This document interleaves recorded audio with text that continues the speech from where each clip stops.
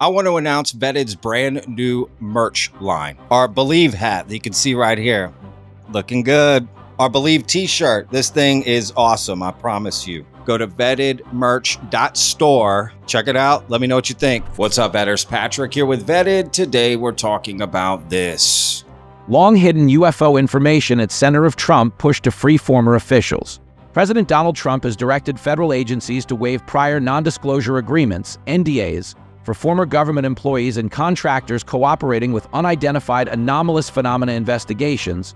Officials say years of congressional inquiries, whistleblower allegations, and newly declassified records have raised questions about whether additional witnesses have remained silent because they believed prior non-disclosure agreements prevented them from cooperating with government investigations. People who believe that they have information have expressed reluctance in coming forward, the official said. We are eliminating that source of reluctance.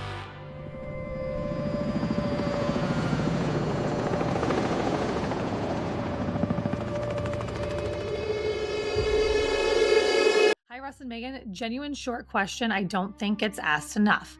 How do you know the people you are speaking to inside the Legacy program are telling the truth? They clearly speak not only to you, but also to UAP, Gerb, and who knows who else. So how do you know you are not being played? It's a good question. As David Grush revealed when he did his exclusive interview with me back in June of 2023. Let me cut to the quick though. You're saying there is an intelligent species engaging with this planet? Yes, that's potentially extraterrestrial, yeah. Potentially extraterrestrial. He revealed that there'd been a secret Cold War battle going on between the Russians, the Chinese, and the Americans for control of and access to UAP technology. But he's spoken to enough people directly involved in what he calls the program that he's convinced it's real. So you've spoken to people with direct knowledge Yes. of a secret legacy UFO program. Correct. Back in December of 2017, Ralph Blumenthal and Leslie Kean released a Bombshell New York Times article that featured a secret UFO program and brought us into the modern UFO disclosure movement. It also introduced the world to Luis Elizondo for the very first time. Then in June of 2023, those same journalists, Leslie Kean and Ralph Blumenthal, released an article in the Debrief also featuring a secret UFO program and introducing the world to David Grush for the very first time. Intelligence officials say U.S. has retrieved craft of non-human origin. In this article, David Grush went on to claim UFO legacy programs have long been concealed within multiple agencies nesting UAP activities. And it was the first time legacy program had ever been mentioned publicly. And there's that UAP word again. Based off the conversations that we've had, I would imagine they're setting up this UAP sort of industry because they actually believe there's UAP. Aliens, right? You don't need there to be aliens for any of it to happen. You just need there to be UAP. Yes. Are we being psyoped by definitions to make us look the other way? UFO expert, UAP Gerb. Hey, how's it going? A lot of the people that have come forward as whistleblowers so far, you know, they're part of the layer of security that they call the onion. The onion. But they're not in the core. The core being the true legacy program. So we're trying to get to the bottom of is the people that truly were there. Some of the folks I know that would even consider testifying, even before going public, they already get constant reminders that their pensions, their financial livelihood are in danger. UAP Gerb said, similar to Ross Coulthard, I have heard similar statements from individuals within or on the periphery of the legacy programs regarding Mr. Elizondo. You know, I worked with David Space Force. I don't know if that's public knowledge, but I'll say it, what the hell. He and I were working the UAP topic for Space Force for a very good man, a senior guy, very senior guy, by the way. Yeah, I've heard 2027. I also heard 2036. The capacity in which I heard it, I'd rather not get into. I heard it when I was working with U.S. Space Force, but I was offered a job in 2019 by the United States Space Force where Lou Elizondo worked. to work with him in disinformation. I think it's funny that people are still waiting for the government to give disclosure when it's the government that's been hiding disclosure for the last 70 years. So who do we trust here? This hand or this hand? It's just like, if you're waiting for the government to release stuff, good luck. And then if they do release it, is it going to be true data? Is the UFO legacy program real? Or is it all just a house of cards, ready to fall?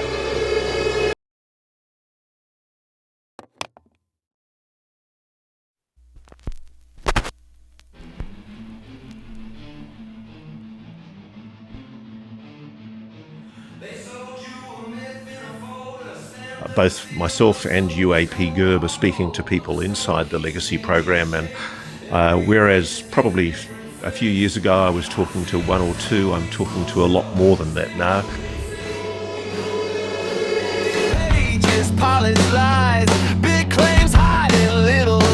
So now that I have information that you don't know I have, I can ask you to hide that information from me, and now I can see what that looks like.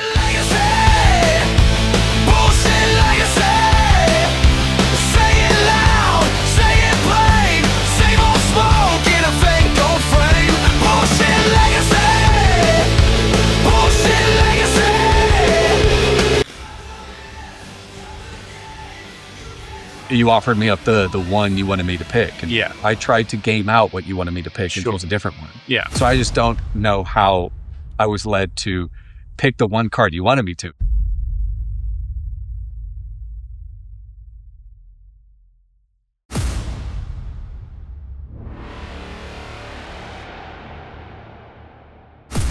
Please hit that like button, vetters. That really helps out the videos. And of course, if you're not already subscribed, hit that subscribe button. I didn't change how much I'm on my phone. I just changed what I do with it. This is free cash. You play mobile games, complete offers, or do quick surveys and earn coins you can cash out for real money. Sign up is free with no hidden fees. On my first day, I made about $5 to $10. Most people who use it make consistently $30 to $100 a month. It's not a job replacement, it's just a smart side hustle. Free Cash has over 260,000 reviews on Trustpilot with a 4.8 star rating. It's currently ranked number 1 in the UK App Store and number 2 in both US and Germany. They've already paid out over $250 million to users. Cash outs are simple. $25 minimum on your first withdrawal and then no minimum after that. You can get paid through PayPal, crypto, or gift cards. If you want to try it, use the QR code or the link in my description. New users get a $10 bonus after completing their first offer. Just make sure to enable app tracking. So what are you waiting for? Go check out Free Cash.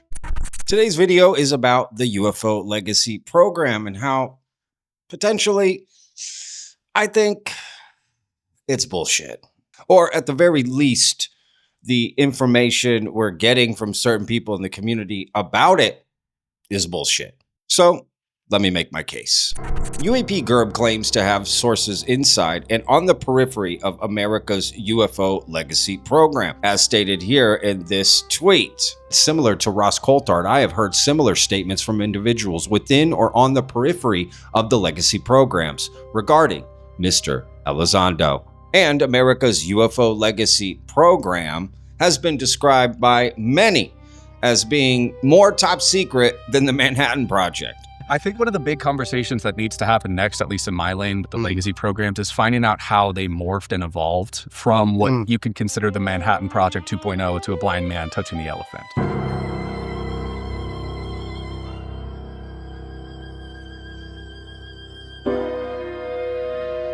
And America is arguably the most powerful nation to ever exist on Earth. So let me make sure I understand that claim.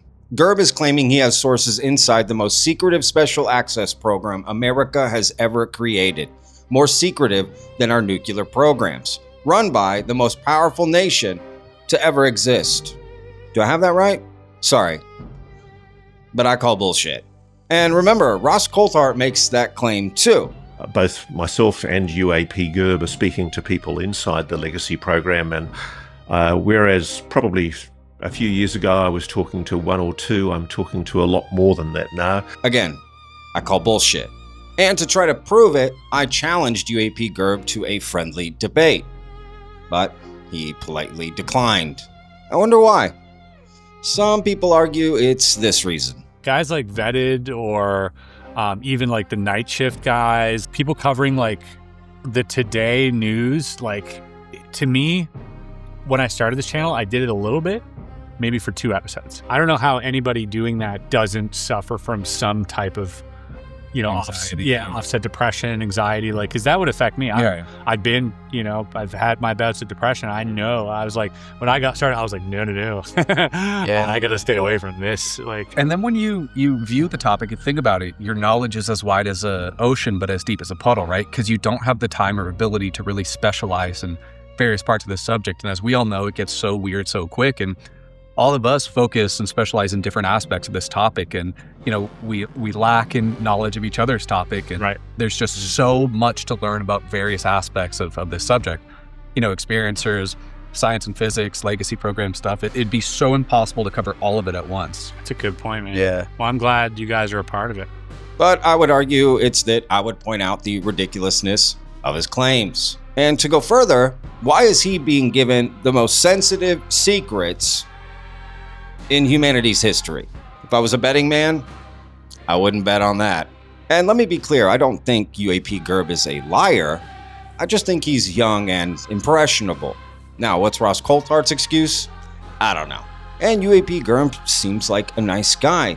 Young, ambitious, and clearly very smart in certain areas. But what being a little older, like myself, teaches you is that experience can be far more valuable. And when combined with knowledge, can be an unstoppable force. To quote the great Chinese philosopher Facetious, experience can add value that even knowledge is jealous of. Sounds good, right? Well, I just made that up. Fooled some of you, and maybe some of y'all caught that. Kind of like a magic trick. I'll give you a little demonstration, not on actual magic, but more on how magicians can use magic to obtain information, and then how that is perceived to people watching. So for instance, go ahead and just take a card out. Yep, anyone. I got a game out. Sorry. Yeah, no worries. Okay, I'm hiding the number from you? Yeah, just have a look at it. You got it. Put it back. Yep. Don't answer it. Is it red or black? So your right eye, when I said black, moved slightly. Really? So I'm going to assume it's black. There's a free choice. You could have chosen any card. All right, right here. Look at this. My finger. You offered me up the one you wanted me to pick. And yeah. I tried to game out what you wanted me to pick and choose a different one. Yeah. So I just don't know how I was led to pick the one card you wanted me to. It blows my mind. Wasn't that interesting, though? Now, maybe Gerb is just being nice to Chris and really wasn't fooled at all. I'll let you decide. But what if UAP Gerb is being fooled by his UFO legacy program sources? What experience does he have with someone trying to fool him or trick him? Well, according to this clip, not very much.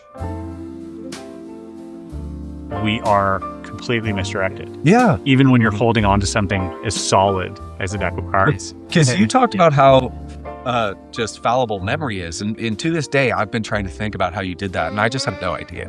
I have no idea where I was tricked or where I'm not remembering or where that happened. I have no idea. I mean, I'd never seen a magic show before. Yeah. I really hadn't even seen card tricks. My point is if Gerb's knowledge of being fooled is as wide as an ocean and deep as a puddle, then what's to stop his sources from blowing smoke up his ass? It felt free. It wasn't, right? So this is a force. So now you're being given the card that I want you to. So now that I have information that you don't know I have, I can ask you to hide that information from me, and now I can see what that looks like. Oh, for so later. You can read the tell. Okay. Correct. So now I have information on what your tells are. And this, for magicians or mentalists or even CIA, is really, really valuable information. So having inside information and being able to ask people questions you know the answers to, and then seeing how they dance around the answers, knowing they're trying to avoid what the truth is, you can see if they're lying or if they're telling the truth. You take magic, and I just apply it to the whole IC, space, and I go, oh my God, like they're literally doing magic tricks. Yeah. And you see it on these interviews, you see it, when you talk to them in person, they know things, but they're playing dumb. And so, when I do magic tricks to these people, I get to see, thank you. I get to see what their tells are before the podcast. And then I grill them on these questions. Probably shouldn't even be saying this on camera. I'm just saying, if you're going to claim that you have the most secretive sources in the history of mankind, maybe understand how people are fooled before you become the fool.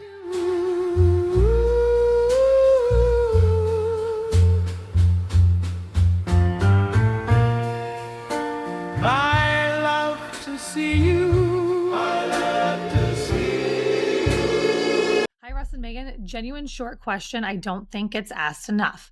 How do you know the people you are speaking to inside the Legacy program are telling the truth? They clearly speak not only to you, but also to UAP, Gerb, and who knows who else. So, how do you know you are not being played?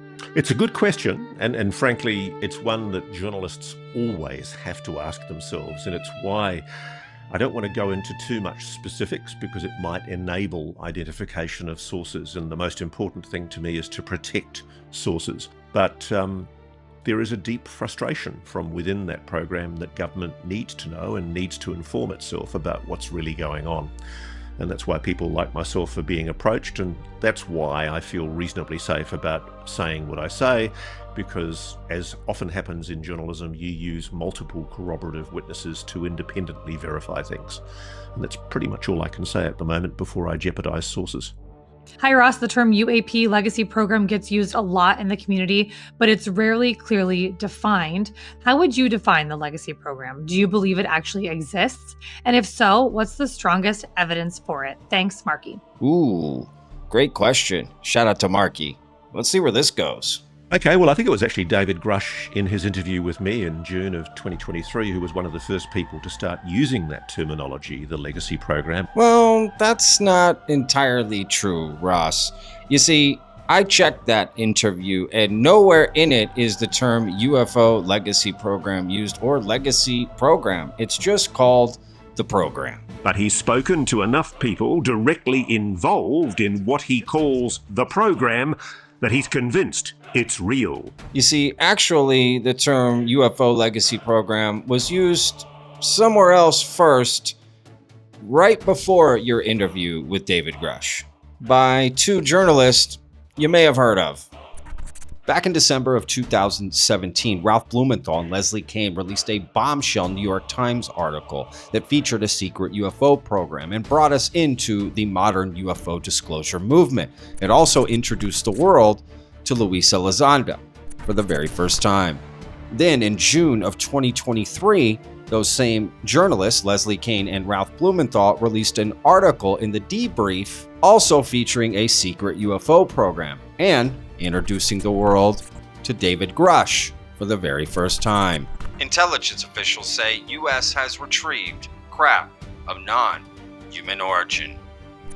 In this article, David Grush went on to claim UFO legacy programs have long been concealed within multiple agencies nesting UAP activities. And it was the first time legacy program had ever been mentioned publicly. And there's that UAP word again. Based off the conversations that we've had, I would imagine they're setting up this UAP sort of industry because they actually believe there's UAP. Aliens, right? You don't need there to be aliens for any of it to happen. You just need there to be UAP. Yes. Are we being psyoped by definitions to make us look the other way? Now, there is one stipulation. You see, UFO legacy program was used before this article with Ralph Blumenthal and Leslie Kean, but this was a pre-interview that David Grush and Bryce Zabel recorded in May of 2023, where actually Ross Coulthart uses the term UFO legacy program, not David Grush. But that interview wasn't made public until months later. So you've spoken to people with direct knowledge, yes, of a secret legacy UFO program. Correct. I guess you could say it's a highly secret, compartmentalized program that has existed both within government and private aerospace and the intelligence community and the Defense Department since at least the 1940s, so at least more than 80 years. It's essentially an effort to recover, analyze, retrieve and reverse engineer alleged non-human technology, recovered UAP craft and associated highly advanced technology of non-human origin, including non-human biologics. I know that's a big mouthful, but that's pretty much the legacy program. Well, it's not only a mouthful, you didn't even answer the question, right? Because Markey asked, what is the best evidence you've seen of it? And of course, that's not even talked about. It's just glossed over. If it's true that the Pentagon's so-called legacy program has been secretly retrieving and studying non-human craft and even bodies, well, where are they? Let me cut to the quick though. You're saying there is an intelligent species engaging with this planet? Yes, that's potentially extraterrestrial, yeah. Potentially extraterrestrial. Potentially? What do you mean, potentially? Potentially extraterrestrial? Oh, people are going to argue, oh, Patrick, he means it could be interdimensional. It could be time travelers. It could be that. I don't think so. Let me explain. Remember this clip I just showed? You don't need there to be aliens for any of it to happen. You just need there to be UAP. Yeah, you see, I think the definitions are where the real truth lies. You see, in that Bombshell debrief article from Leslie Kean and Ralph Blumenthal, David Grush calls it the UFO legacy program, but then describes UAP activities. Now, you may be thinking, well, what's the difference? Isn't that the same thing? It's not. And I think it's the ambiguity of a lot of words and their definitions is what causes the confusion. By using words that are very broad, you're then left to fill in the gap. Right? It's ambiguous. So if I say UAP, unexplained anomalous phenomena, you think aliens. They don't necessarily mean that. And if they say UFO, that means unidentified flying object. Again, that doesn't mean aliens. But you see, that's what they want you to think. Because they're jokers. And we're the joke. Take, for instance, this amendment that was introduced into the congressional record in the Senate back in July of 2023 that sort of cemented different definitions that many people in the community use. For instance, the term legacy program means all federal, state, and local government, commercial, industry, academic, and private sector endeavors to collect, exploit, or reverse engineer technologies of unknown origin or examine biological evidence of living or deceased non-human intelligence that predates the date of the enactment of this act. And the term non-human intelligence means any sentient, intelligent, non-human life form, regardless of nature or ultimate origin, that may be presumed responsible for unidentified anomalous phenomena, or of which the federal government has become aware.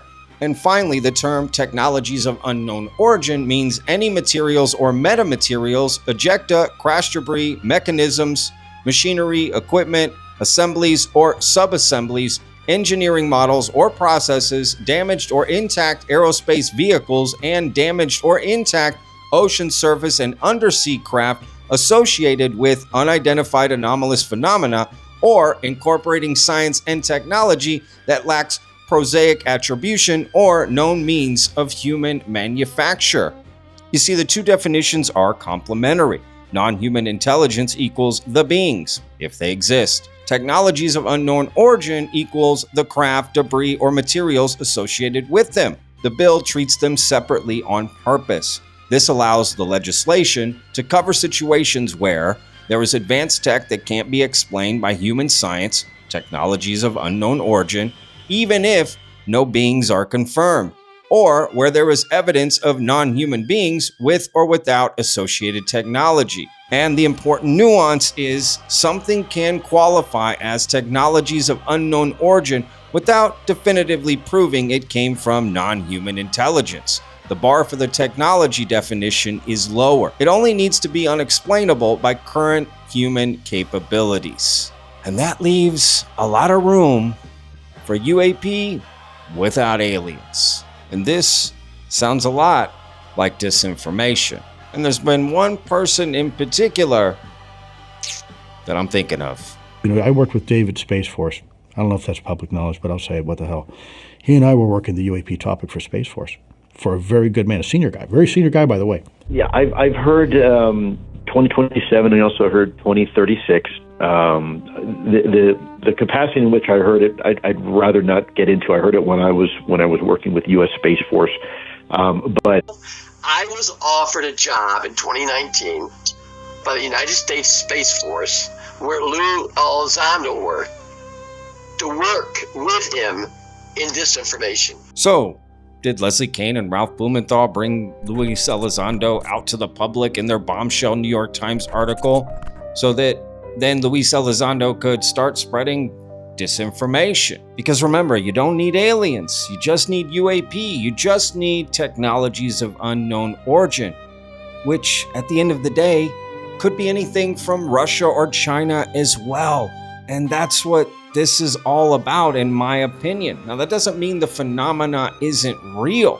This is separate from that. So I hope nobody's getting that confused. Because this is about the US government pushing a false narrative about aliens to cover up our own human-made advanced technology so that America remains the world's top superpower.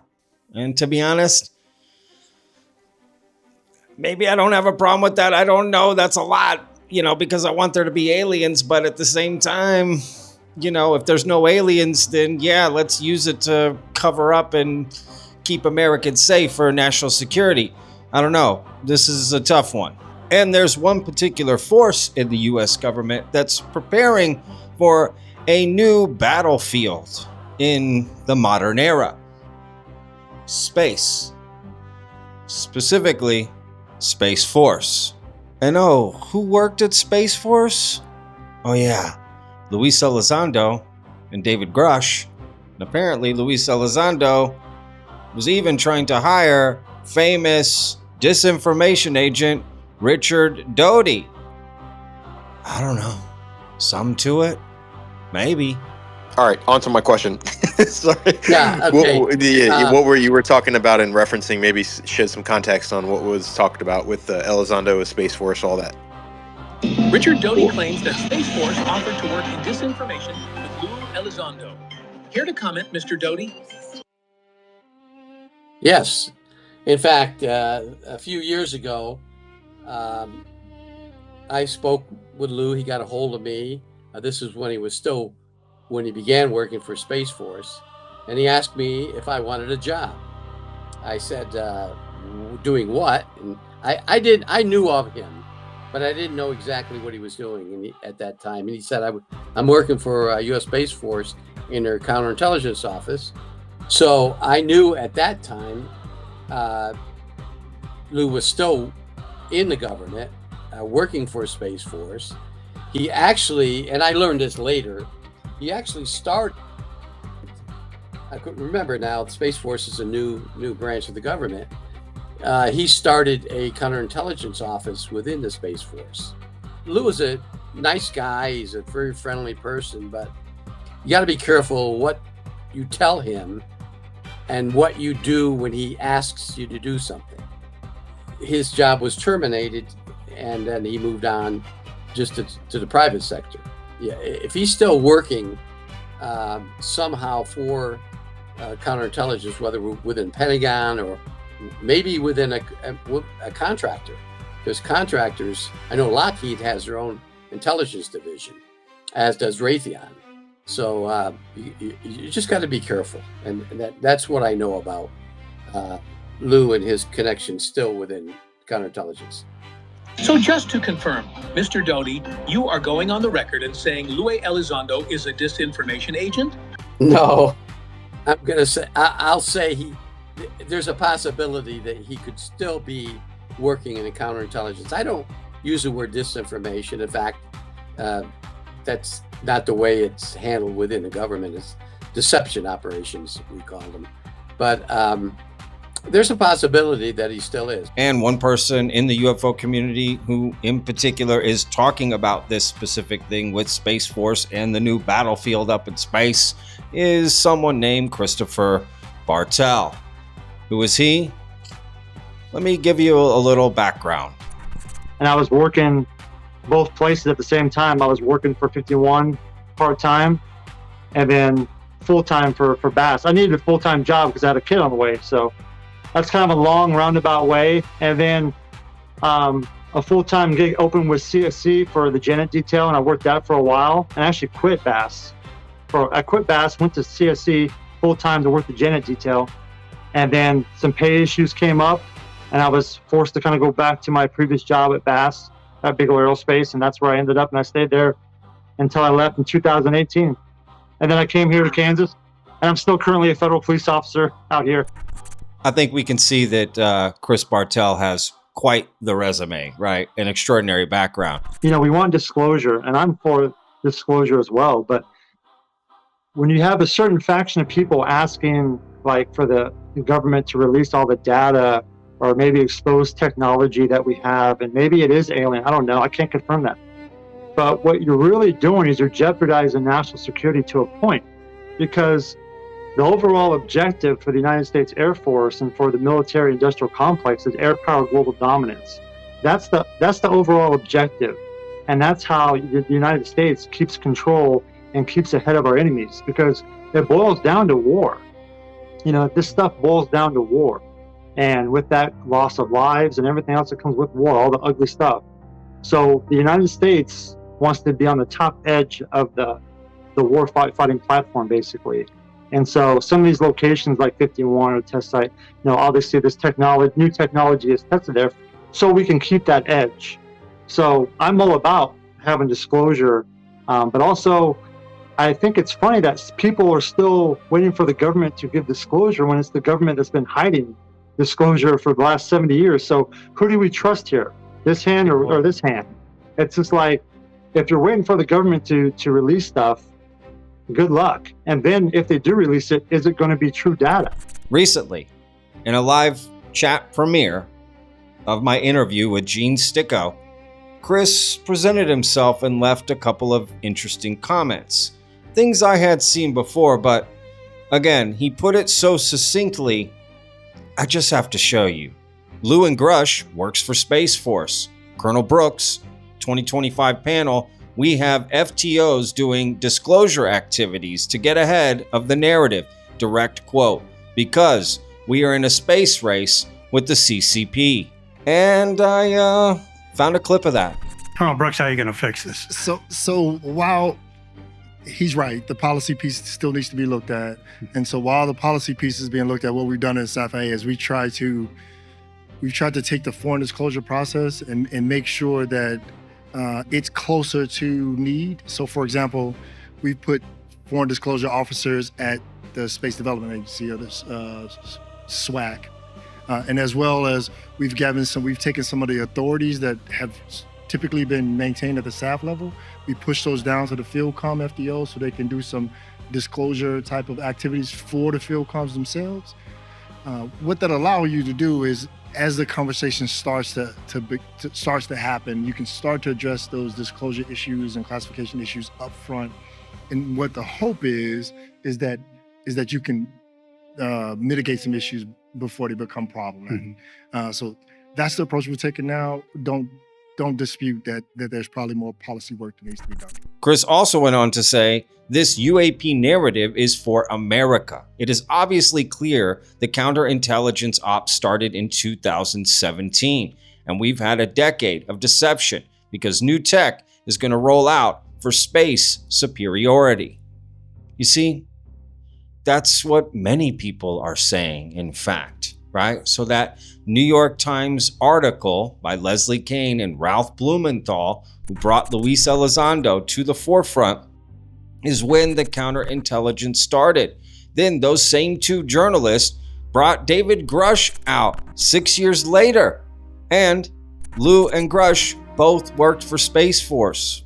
UFO expert, UAP Gerb. We have former Air Force Major and very seasoned intelligence officer David Grush, who testified in 2023 before Congress about the existence of coordinated crash retrieval, reverse engineering programs, and monitoring programs of non-human technical vehicles. So what do you think? Is this a crazy theory? Is this totally implausible? Does this mean not all the stuff from the government about aliens is fake, just some of it, right? I don't know. Does it explain everything? Does it explain nothing? I don't know.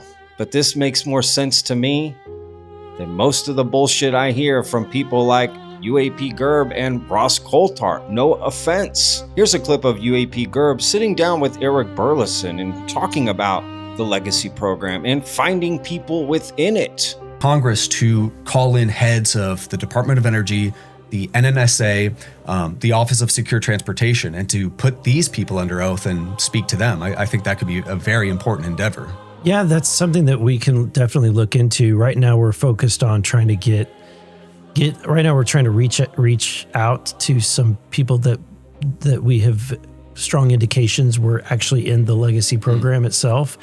A lot of the people that have come forward as whistleblowers so far are people that have been out on, they're part of the layer of security that they call the onion. The onion. But they're not in the core being the true legacy program. So we're going to, that's what I'm trying to get to the bottom of, is the people that truly were there.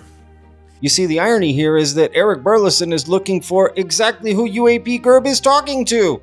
That's what he claims. So why isn't Eric Burleson getting UAP Gerb to give up his sources? Right? These are people within the government. Because they don't exist. Why would UAP Gerb have such secret sources? And he just allowed to walk around? You don't think China, Russia would be going after this podcaster who came out of nowhere a few years ago? Again, like I said earlier in the video, I don't think Gerb is lying in the sense that it's not like he's not talking to anybody. He's talking to people. It's just that the people he's talking to aren't in some secret UFO legacy program. And Gerb is utterly convinced that that's what it is. And I'm sure if he's watching this, he's thinking, you have no idea, Patrick. Yeah, I bet you have no idea. Because what's more likely? That Gerb is gullible, lying, or has sources inside the most secretive program to ever exist for the world's greatest superpower to ever exist? Does that make sense? No, it doesn't. As I proved earlier in the video. And Gerb isn't exactly an expert, right? I'm being fooled. I have no idea where I was tricked or where I'm not remembering or where that happened. I have no idea. I mean, I'd never seen a magic show before. Yeah. I really hadn't even seen card tricks. Because I think Gerb looks down on people who have knowledge as wide as an ocean and deep as a puddle, and values more knowledge that he thinks he has, which is deep as a well. But you know that saying about what the guy in the well said, right? Nothing. Because he was so deep in the well, nobody could hear him. Because not being able to see the forest through the trees is also not a good thing. I mean, Gerb has said on a podcast that, these witnesses that he's talking to are too afraid to come forward because of their pension being removed or this or that, or they're afraid. What also is particularly disturbing about this situation is, I know quite a roster of prospective whistleblowers. These people watch the space. They watch the UFO space, keep up with what's going on. These people would not in their right mind in 1,000 years testify or give testimony when they see the sort of treatment that happens to folks like Dylan, Matt, Dave Grush. Because you have other whistleblowers going out there talking about how bad it is to be a whistleblower. Gerb, I have a nasty habit of this, but I appreciate you saying that because what you just said is the point. Why would anybody working in these programs come forward and say, I want my wife to be doxxed, I want her to lose her job, I want people to know where I live, I want to lose my own job, I want to pull my 401k? I mean, do you think that's a good advertisement for more whistleblowers to come forward? Probably not. So what's the end game here? Well, we may be finding out soon, because the president just issued a directive saying that all former employees of the government and contractors for advanced aerospace tech companies can come forward now and speak freely. Their NDAs will be waived. And now they can talk through Arrow or Pursue, right, which is the initiative handling the tranches being released. They can now come forward and talk. There's no more excuses. This is make or break time, right? You said you couldn't talk before because of NDAs, or you're worried about this, or your pension, or this or that. Nothing to worry about anymore. Long-hidden UFO information at center of Trump pushed to free former officials. President Donald Trump has directed federal agencies to waive prior non-disclosure agreements, NDAs, for former government employees and contractors cooperating with unidentified anomalous phenomena investigations. Officials say years of congressional inquiries, whistleblower allegations, and newly declassified records have raised questions about whether additional witnesses have remained silent because they believed prior non-disclosure agreements prevented them from cooperating with government investigations. People who believe that they have information have expressed reluctance in coming forward, the official said. We are eliminating that source of reluctance. So David Grush should come forward. Eric Davis should come forward. Anybody you see out there talking about UFOs, or they were former, right? Tim Gallaudet, Matthew Brown, Dylan Borland, Jeff Nucatelli. The time is now. Come forward, say everything you know, and all kinds of other people. This is make or break. If the President of the United States issued an executive order that absolves me of all of my TSSCI NDAs. NDAs are non-disclosure agreements. Those are the agreements we have to sign for every compartment in our SCI clearances. So if the president waives or absolves my obligation to those NDAs, and I get subpoenaed by Congress, somebody on Capitol Hill, some committee, either in the Senate or the House or the both, to reveal everything I know that I learned from my investigations, both unclassified and classified, into the legacy UAP, crash retrieval, and hardware reverse engineering and NHI programs, I would do so. If I could be waived from that or absolved in some fashion by presidential order, and if Congress subpoenas me, yes, I would go and tell them everything I know. And there may be some little hiccup here because less than 2 months ago, the Trump administration wanted federal workers to sign NDAs. They were proposing non-disclosure agreements for U.S. government workers in an attempt to curb leaks to the press. And now the Trump administration is waiving NDAs. And you may be wondering, Patrick, why are you talking so much about Gerb, Ross, these guys? Well, they're not just regular content creators like myself, or Chris Ramsey or Jesse Michaels. Gerb has stepped up to a different level, as well as Ross, right? Ross is an investigative journalist. I guess that's what Gerb describes him as, right? He's making big claims that have entered the public sphere. Well, we get to criticize that. That's kind of the whole point. You see, I don't have secret sources. I don't let people try to manipulate me or fool me. I may be wrong in this entire video, but guess what? It's just me. I'm wrong because of me. Whereas people like Gerb could be wrong because other people are literally using him as a puppet. And of course, this is just my opinion. And I'm going to get a lot of hate. But that's okay. We push back. We criticize big claims. That's kind of the whole point.